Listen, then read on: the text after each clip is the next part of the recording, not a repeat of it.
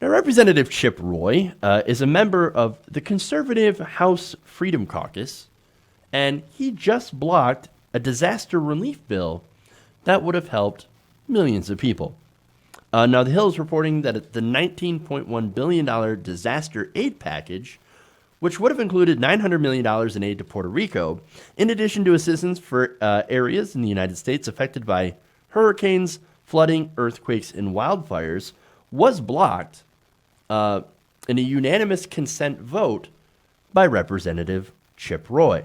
Now, that bill also would have included $4.3 billion that was slated to be allocated towards Hurricane Harvey housing aid to Texas.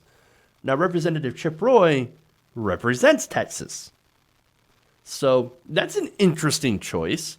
And by the way, unanimous consent legislation only requires one person to literally stand up and say, no, I'm not in favor of this, and end up stalling the entire bill. So now, as I pointed out, this is kind of an important piece of legislation, would have helped a lot of people in especially storm-ravaged Puerto Rico, as well as Texas. Why block it? Why block it? Well, of course, Republican politics. Now, Chip Roy told the House, quote, "I'm here today primarily because if I do not object, Congress will have passed into law a bill that spends $19 billion of taxpayer money without members of Congress being present in our nation's capital to vote on it. Secondly, and this is what's most important, it's a bill that includes nothing to address the clear national emergency and humanitarian crisis we have at our southern border." You know what that means? The wall.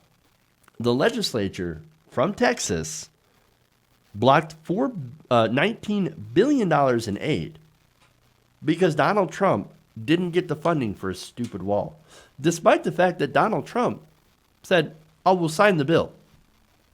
Isn't that amazing? Again, the bill did not include the $4.5 billion they asked for in border funding, which was requested by the president. But nonetheless, even without that border funding, it passed the Senate in an 85-8 vote on Thursday. And the House GOP leadership said, yes, we will likely pass this bill because it's important, it's disaster relief. Yet, nonetheless, here we have a Republican that decided, I'm going to gum up the works because we didn't get our funding for the wall. He also asked, how do you pay for it? Well, I have an idea. Perhaps if the Republican Party hadn't cut taxes for the rich and corporations to the tunes of over $1.5 trillion over the next 10 years, maybe you could have paid for it. Maybe you could have found some of that money. Again, that's $19 billion. You cut taxes for corporations and the rich by $1.5 trillion.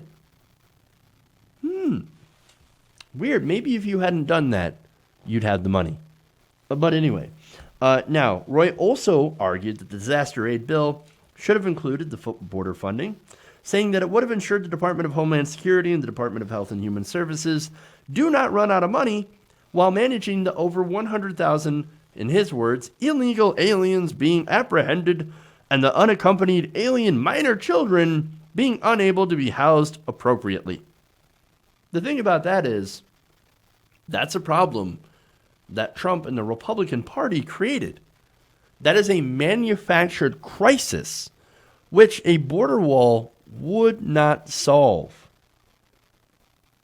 Besides, even Donald Trump, who wants the funding for the wall desperately to appease his racist base, was convinced that he should probably sign this, despite promising to not give one penny to Puerto Rico, which, again, the bill, as I said before, includes $900 million in disaster relief for Puerto Rico.